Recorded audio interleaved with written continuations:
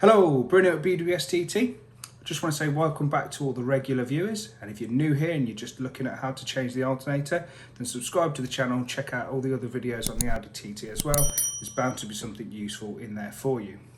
So today we're going to be doing this on an Audi TT 225. The 180 does vary slightly because of the throttle body position, things like that, but this should give you a rough idea of what to do if you have got a 180. So let's have a look what we need to do.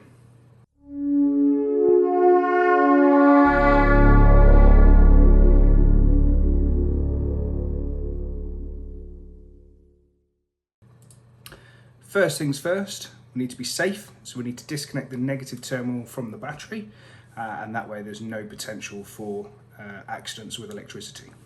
So there's usually a plastic panel on top of this cover, and usually that doesn't come off. If that's the case, then you can still fit your tool underneath the front to get to the two 5mm hex, and then we can just pull the whole thing away. I'm just being careful to move it past the EGT sensor and the dipstick tube, and if the dipstick tube snaps, then you need to be careful about how you sort that, but we can do another video on that. Then we need to get access, so we need to take the charge pipe off. There's two 30mm nuts and then a couple of Jubilee clips, so we'll whip that out of the way. And then we're going to remove the carbon canister. So there's a clip onto the vacuum hose, there's the plug, and then we need to undo the coolant bowl so that we can take off the fuel line where it goes back to the vent.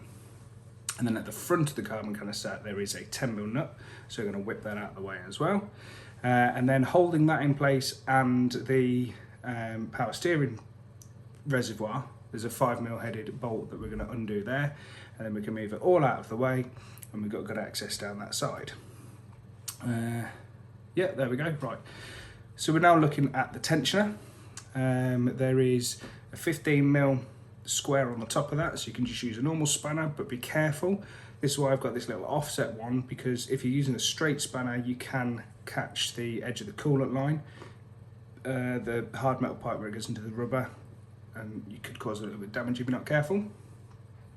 And then there's a room for a pin to go through that tensioner, 5mm or 4.5mm pin that can hold that in place. I don't know where mine's gone, so I was just holding it with the spanner there. And then you can remove the auxiliary belt. Pay attention to which way it was rotating, because when you put it back on you want to keep it going that way, because it does sort of bed in and you want to avoid squeaking and squealing. I'm just removing this pipe because it was in the way and the camera kept focusing on that, but you shouldn't need to undo that. We're going to take the tensioner off now. So there's three 13mm headed bolts. You're going to want a combination of shallow and deep sockets to get around the coolant hoses and to fit in between there and the engine mount bracket. I'm cheating with my power tools there. And then we can remove the upper two bolts with that black bracket, and then the lower bolt is just going through the tensioner itself. Remove all that. Careful not to drop the bolts like I do in this clip. I'm just about to say, yeah, there it goes. And then move that whole thing out of the way.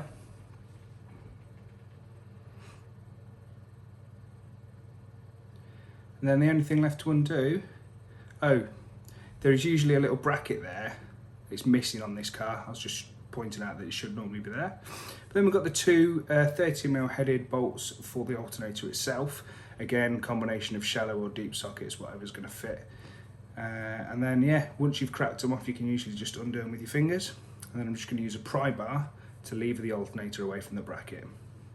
Now, the reason that we do that before we undo these is because getting to this 8mm nut that holds that P-clip on is really difficult past that coolant line, but once the alternator's moved over a bit it's dead easy. And then we've just got a 13mm nut and the power connector, and we can move it all out the way and pull the alternator out. Easy as that.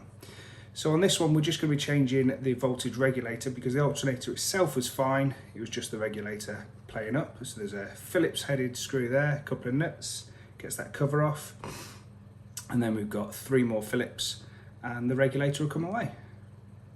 And you can see the difference here between the two, how much it's worn out, and that was what was stopping it from charging efficiently. So we can swap that over, replace those screws. Like I say, just 3 Phillips headed screws. Don't worry about a torque spec, just do them up nice and snug. making sure that it's all sat properly. And then we can put the main cover back on. Again, just that Phillips to do back up, and the 2 nuts there as well.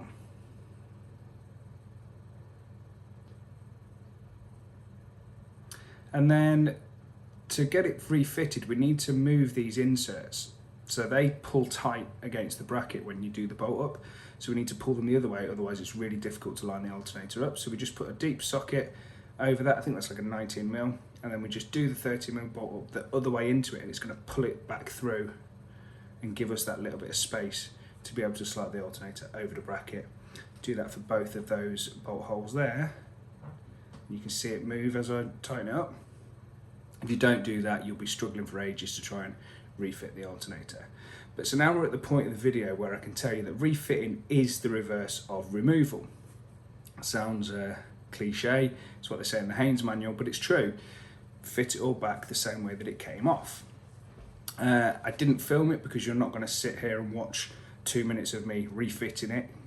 There's no point.